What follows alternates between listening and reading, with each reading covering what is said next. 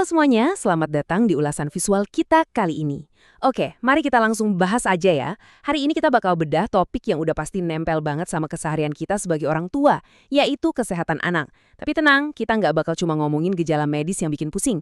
Kita bakal lihat dari kacamata yang lebih menyeluruh, lebih santai supaya Anda di rumah nggak gampang kewalahan lagi.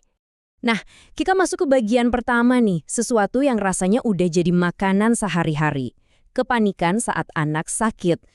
Coba deh, kita jujur-jujuran. Nggak ada hal yang lebih nguji mental dan ketenangan kita selain ngelihat si kecil tiba-tiba lemes kan? Pernah nggak sih tiba-tiba anak demam tengah malam, terus Anda langsung panik luar biasa? Pikiran tuh rasanya langsung lari kemana-mana. Ini harus langsung dibawa ke dokter nggak ya? Atau diobatin sendiri dulu di rumah? Atau dipantau aja? Wajar banget kok. Kebingungan kayak gini emang pergulatan nyata yang dialami hampir semua orang tua. Tapi dengerin ini baik-baik, kalau Anda sering rasa panik, coba tarik napas sebentar. Ingat satu hal ini, kebingungan itu sebenarnya lahir dari niat baik Anda yang luar biasa. Serius deh, Anda itu bingung bukan karena gagal jadi orang tua, tapi justru karena Anda tuh peduli banyak sama anak.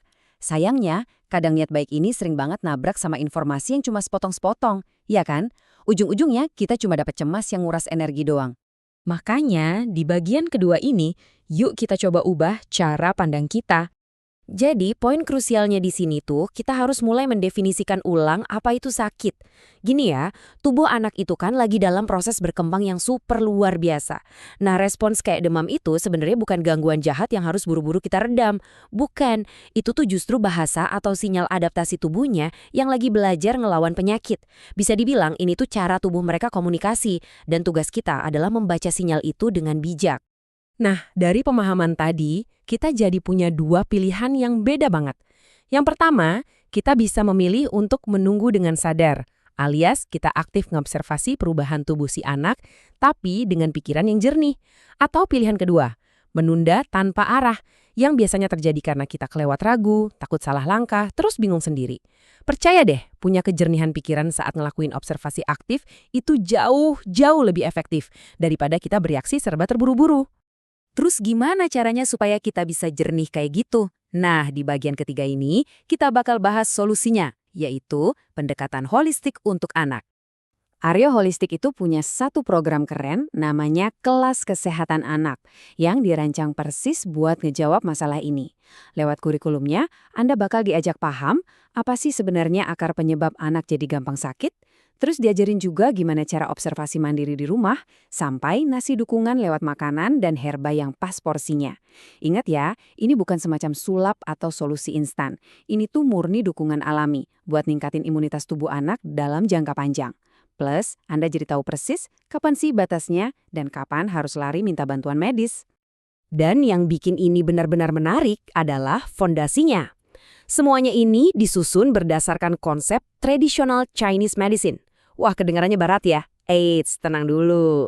Kebijaksanaan kuno ini udah sengaja diracik dan diterjemahin ke dalam bahasa yang super sederhana. Praktis banget dan gampang diaplikasiin buat rutinitas keluarga modern setiap hari. Jadi ya, Anda sama sekali nggak perlu jadi dokter atau ahli medis buat bisa nangkep ilmunya.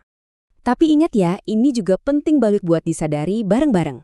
Sekomprehensif apapun panduan ini, sifatnya adalah edukasi. Panduan ini nggak akan pernah bisa gantiin fungsi konsultasi medis profesional. Justru, bagian paling bijak dari pendekatan holistik ini adalah ketika kita sadar betul di mana batasan kemampuan kita dan tahu pasti kapan waktunya kita harus nyerahin masalah ini ke tangan dokter. Oke, masuk ke bagian 4, gimana caranya menjadi orang tua yang tenang. Pada akhirnya, semua perjalanan belajar ini dirangkum dengan sangat brilian dalam manifesto Aryo Holistik yang bilang kalau kesehatan anak adalah investasi masa depan terbaik. Coba dipikir lagi, kesehatan mereka itu terlalu berharga buat dihadapin cuma pakai tebak-tebakan buta atau rasa panik. Kalau kita udah bisa ngebaca sinyal tubuh anak dengan benar, saya jamin setiap keputusan yang Anda ambil pas ngerawat mereka bakal jauh lebih bijak dan terarah. Nah, buat Anda yang udah nggak sabar pengen ikutan ngambil langkar buat investasi masa depan ini, kebetulan banget, Aryo Holistik bakal ngeluncurin kelas kesehatan anak di website edukasi mereka, aryoholistik.net. Semua kerangka berpikir yang kita obrolin panjang lebar hari ini, ada semua di situ. Slogan mereka menurut saya benar-benar pas banget buat ngerangkum semuanya. Memahami dengan rasa, merawat dengan kesadaran. Keren kan? Jadi, buat nutup ulasan kita hari ini, saya mau ninggalin satu pertanyaan sederhana buat kita renungkan bareng-bareng. Selama ini, sudahkah kita merawat mereka dengan kesadaran? Yuk kita sama-sama kurangi reaksi panik yang nggak perlu dan mulai belajar ngebaca apa yang sebenarnya lagi mau disampaikan sama tubuh anak kita. Jadikan ini langkah awal perjalanan Anda buat jadi orang tua yang lebih tenang ya. Terima kasih udah ngikutin ulasan ini sampai akhir dan sampai jumpa.